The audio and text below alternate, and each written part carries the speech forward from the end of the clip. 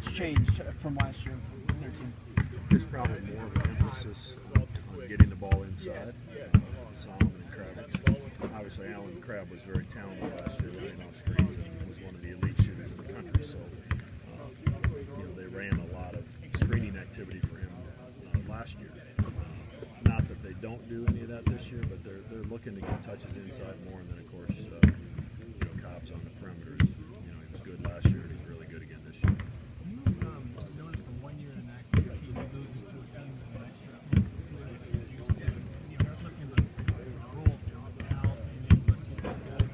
Yeah, I'm sure there's a little extra motivation, but when you have two pretty good teams playing each other, there should be motivation enough in that. This is a game that will pay dividends for you later in the season. Certainly last year, I went over Cal. Had we not won the conference tournament, we got the automatic bid to the NCAA tournament. That win was one that was going to be on the right side of the ledger in terms of quality wins. How important is a game against a team like this for conference play starts to kind of get a conference quality opponent? I think it's good. Obviously, our home fans like to have quality opponents come in here, and we're going to have a fair share of those this year with the Big East schedule and the teams that we've had so far. So, it's right before Christmas, and I think having a good opponent, your guys have a lesser chance of having one foot out the door on the way home for a few days, knowing that you're not going to be locked in and prepared to play a team like Cal, as opposed to playing a team that everybody thinks you're going to be handling. So, I think we'll have their attention, and obviously I think Cal coming here prepared to play.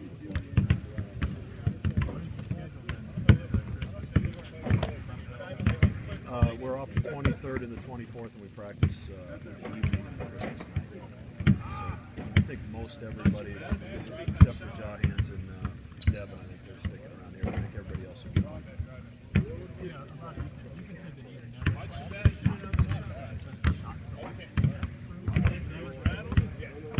There hasn't been very many occasions. There's been a few times I've asked him to move in 6 or 8 feet. It's still shoot the same. It still counts 3 points. You don't have to be back towards half court. But with a guy like Ethan, you have to get the green light. I don't want any hesitation with him and his ability to shoot the basketball. He doesn't need ever need to be looking over his shoulder at the bench wondering what's a good shot and what's not. He gets it off so quick. He can make shots that are closely guarded, and he's proven that over the test of time. So obviously he's earned the right to shoot those shots. What's the biggest adjustment you think he's going to make defensively? For the first year I coached him, certainly a year and a half, most of his defense was on the perimeter because he didn't like Kenny Gregory the first year, and it probably wasn't until last year that we started using him some at the 5. I just think he's made enormous strides with his body. He's gotten stronger. He's been able to be an effective rebounder where he's getting some himself and then also doing a really good job to make sure his man doesn't get the rebound. Oftentimes he's usually guarding one of their best rebounders. So he's really developed his understanding of what we do defensively. He's a step ahead oftentimes, and he's able to tell his teammates to get him in the right spot. He's just been a pleasure to coach. Really big. It's really good for us to go into some momentum going into conference play and just finish up our non-conference strong and kind of click it. When you go through streaks, shooting streaks, do you know when you're on a streak, or is every game its own separate? Is one game carry over the next? You try to think of it. I try to think of it one shot at a time. Don't try to get ahead of yourself or look in the past. So I can have a bad game, I can have a good game. Try to have a short memory about it because realistically, none of that really affects your next shot coming up. But you kind of know when you're in a groove. Also, you kind of know when your teammates are finding you with broken shots. And so you kind of got to balance out both.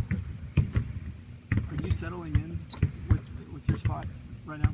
Yeah, I mean, realistically, 3 years my spot really hasn't changed that much. It's just been expanded this year more than it has in the past. And with kind of what we have this year, we don't have a true Gregory, I guess, like we've had in years past. So I've had to find ways to kind of adjust and play different schemes defensively. I think the guys around me have really helped me out with that.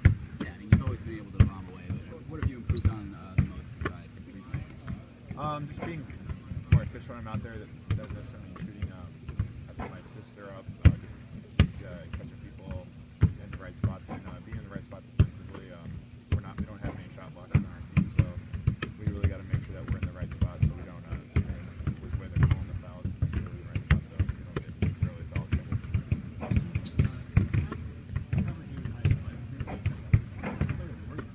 Bomber then, or were you more of an inside? I was the tallest guy on my team, but so I played a little more traditional post, but I still shot it. My high school was really big, so we had a lot of good players. It helped that they were more of a football player, and I was more of a basketball player. So it wasn't anything different than what I do now. I still shot it. There's probably a little more inside, but with our personnel and just how our team is, that's just not something that we do here. Pretty much all the time. Is that kind of a nice little change of pace for you guys to just focus on basketball? Yeah, it really is. You know, we don't have to worry about school anymore. You know, we can get a little break here and just really focus on hoops. And I think it's good for everyone. What about Cal coming in? Probably one of the stiffest opponents that you're going to play here in the non-conference. What jumps out at you? Because you guys know pretty much about them. Yeah, they're really talented. You know, they lost Alan Crabb from last year, and they got a really talented freshman to replace him. So, you know, they're really good. They're all healthy. When they're healthy, I think they've only lost one game. So they got their whole squad that's going to be ready to go, especially with us beating them last year. You know, they're going to be hungry coming into our place. Near the end of non-conference, how would you grade your guys' non-conference season so far? I'd say we're doing pretty good. You know, I think we definitely lost a couple we wish we could have back. You know, especially that George Washington one. But I think we really learned from what happened there. You know, we weren't ready to go from the get-go, and I think it's going to make us a much better team the rest of the year. You know, I'd say we've gotten off to a pretty good start, and I think this Cal is going to be a really big game for us going into next week.